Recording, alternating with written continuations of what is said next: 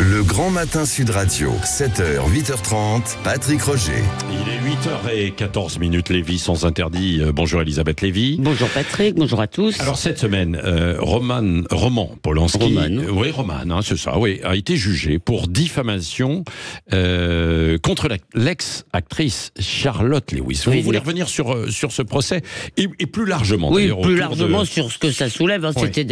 Donc c'est une ex-actrice britannique. Alors je rappelle, puisqu'il faut le faire quand on parle de Roman Polanski, qu'en 1975 il a été condamné pour relation illicite avec une mineure. Il a purgé sa peine, mais à la suite d'une entourloupe et d'un acharnement d'un procureur américain, le dossier n'a pas été fermé.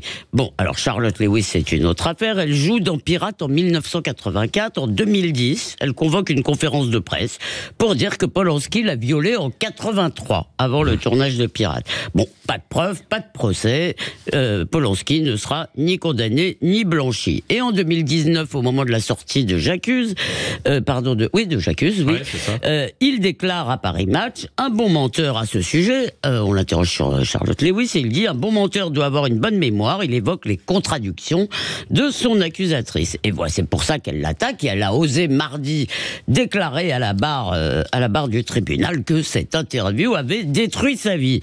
Donc, comme le dit la défense du cinéaste, c'est tout de même assez étrange. Elle a le droit d'accuser Polanski de viol, mais s'il se défend, c'est un salaud. Alors attention, il est peu probable qu'il y ait une condamnation, et aucune peine n'a été requise, mais devant le tribunal de l'opinion, le chantage à la souffrance avale tout, fait plus que tout. Polanski est un violeur. Bon, c'est la justice qui tranchera, Elisabeth Lévy. Eh bien, elle tranchera jamais sur le viol, en réalité, sur le viol de Charlotte Lewis. Et au-delà de Polanski, il y a des dizaines, sans doute, d'ailleurs des centaines, parce qu'il y a aussi des anonymes d'hommes qui sont salis ou bannis sans avoir été condamnés. C'est la loi des suspects. Accusé égale coupable. Et puis avec MeToo Cinéma, MeToo Garçon, bientôt MeToo Boulangerie ou Coiffure, je suppose, il y a un emballement de la machine accusatoire. C'est tous les jours, vous l'avez vu. Une célébrité mise en cause. Ensuite, Mediapart lance un appel à dénonciation. D'autres femmes découvrent en masse qu'elles ont été abusées. Les souvenirs reviennent et les monstres sont ensuite exhibés en place publique. Alors certains auront la chance, parce que c'est une chance d'avoir un procès, comme Gérard Depardieu. En attendant, leur vie est à l'arrêt, leur œuvre est effacée. Des concerts de Depardieu ont encore été annulés en Allemagne. D'autres, comme Jacques Doyon par exemple, parmi d'autres, je cite les noms qui sont dans l'actualité, ne seront jamais blanchis car l'accusation intervient après la prescription ou après leur mort, comme François Truffaut. Ça, c'était hier, juste hier.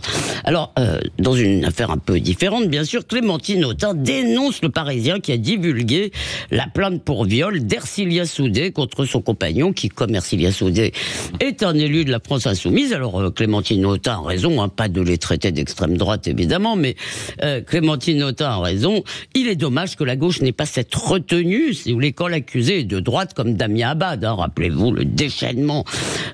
Et pourtant, je dirais que si on ne veut pas que l'arbitraire devienne la norme, que la vie privée soit un souvenir dans notre société, eh bien, il faut aujourd'hui instaurer des règles extrêmement strictes contre le pilori médiatique. Alors, je vous en cite deux. Interdiction pour les médias de relayer les accusations tant qu'il n'y a pas de plainte. On ne peut pas accuser, puis comme ça, après, aller voir les uns les autres, c'est que ça se soit partout. Si la justice ne peut pas juger, les médias le peuvent encore moins. Donc, la prescription judiciaire doit valoir prescription médiatique. Si ça s'arrête pour la justice, ça s'arrête pour les médias, ça n'existe pas. Et aussi, interdiction de relayer des plaintes avant un renvoi au tribunal ou au minimum une mise en examen. Alors bien sûr, je vous dis ça, mais ça n'arrivera pas. Les journalistes hurleront à la liberté d'informer, liberté de vendre aussi, parce que ces sujets marchent. Les féministes, elles, hurleront au combat contre la prétendue culture du viol. Comme le dit Delphine Meillet, avocate de Roman Polanski, la libération de la parole des femmes ne justifie pourtant pas de réduire les hommes au silence. Lévy sans interdit, Elisabeth Lévy. Alexis Poulain, votre réaction. Il y a plusieurs choses. Il y a plusieurs choses. Il y a effectivement l'emballement médiatique systématiquement autour de ces affaires, parce que oui, ça fait vendre, et parce que ça intéresse. Mais il y a autre chose. Je pense que s'il y a autant de libération de la parole après les mouvements MeToo, etc., ça dit quelque chose aussi d'une évolution sociale. Je pense qu'il ne faut pas minimiser la parole des victimes, parce que ça met du temps, c'est difficile. difficile de prendre la parole.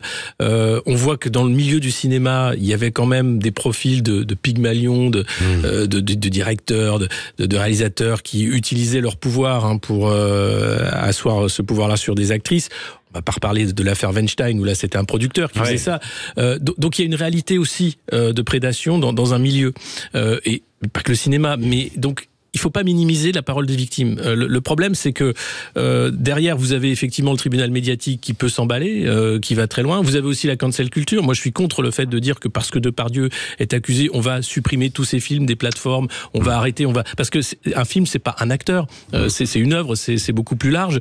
Mais par contre, sur la parole des victimes, il faut essayer de la protéger, essayer de faire en sorte qu'elle soit prise au sérieux et que la justice puisse faire son travail. Je suis d'accord avec Elisabeth. Tout le problème, c'est le temps de la justice. C'est pas du tout le temps médiatique, évidemment. Et là, il y a un hiatus énorme. Oui, c'est vrai. Alors, quand il y a la prescription, évidemment, après, c'est difficile. Quoi. Attendez, il y a deux choses. Vous dites victime. C'est extraordinaire parce que, merci de le faire. C'est-à-dire que quand une femme parle, qu'elle dit je suis victime, elle est victime. Femme, on vous croit. En revanche, si l'homme lui dit... c'est la civilité. C'est le principe de la civilité. Merci de me laisser aller au bout d'un raisonnement. Non, mais merci de me laisser aller quand même au bout de mon raisonnement. Ce serait gentil. Je vous ai écouté. Laissez ma parole se libérer, cher Alexis. Voilà. Pardon. Donc, excusez-moi, mais je suis... Donc, il faudrait croire les femmes, jamais les hommes. Les hommes, ils mentent. Ça, c'est la première chose. Donc je suis désolée, quand une femme se dit victime, elle est éventuellement plaignante, d'accord ? Je veux dire, vous ne pouvez pas, vous, décider qu'elle est victime. Alors je reconnais qu'il y a des cas, pardon, Alexis, je vous ai écouté, laissez-moi finir. Mais je vais répondre parce que c'est important.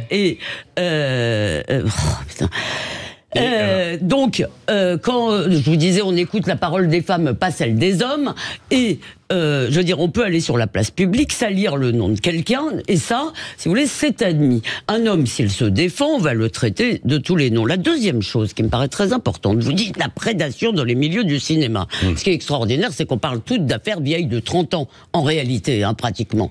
Essentiellement. Pas toutes, mais beaucoup. Ah non, il y en a de ces dernières années aussi. Si vous voulez, il y a quand même un petit problème. Moi, j'ai réécouté l'interview de Judith Godrèche il y a 10 ans. Elle avait 40 ans. Elle avait 40 ans, mais le délai de prescription n'était pas encore fermé. Et elle envoie sur les roses son intervieweuse, Catherine Sellac. En gros, c'est elle la bourgeoise coincée, si vous voulez. Et elle lui dit, mais c'était une emprise très inspirante. Si vous voulez, Pygmalion, c'est pas seulement quelque chose d'horrible. Et si vous voulez, on juge, des femmes jugent leur passé avec les yeux du présent qui change. Pourquoi on dirait que Judith Godrèche dit la vérité aujourd'hui, ou que c'est la vérité et pas la vérité il y a 10 ans, si vous voulez. Et on juge avec toute une société, si vous voulez, avec les yeux du passé. Alors, voilà. Si je peux répondre rapidement, bien sûr. C'est que il y a des hommes victimes. C'est une parole pas forcément de femmes. Vous avez le MeToo garçon dans le cinéma qui vient d'être lancé également. Donc il y a des hommes et des femmes victimes. Et puis pourquoi je parle de paroles de victimes ? Parce que c'était le principe de la Civise, cette commission interministérielle contre l'inceste et les violences faites aux enfants. C'est victime, on vous écoute, on vous croit. Parce que sans ça, c'est impossible de parler. Et donc ce principe-là qui avait été défendu par le juge Durand, on vous écoute, on vous croit, c'est la base. Peu importe après le temps de la justice, c'est le juge, c'est un juge, monsieur Durand. Il faut d'abord dire aux victimes qu'on les écoute et qu'on les croit avant de dire vous affabulez, vous êtes là pour attaquer, etc. Et ça, c'est important de dire que cette parole-là, elle est respectée. Moi, une femme qui dit j'ai été violée par Polonsky, je ne la crois pas par définition. 8h23, on va continuer le débat dans un instant. Et Fabien Roussel qui sera l'invité de Jean-Jacques Bourdin tout à l'heure à 8h30.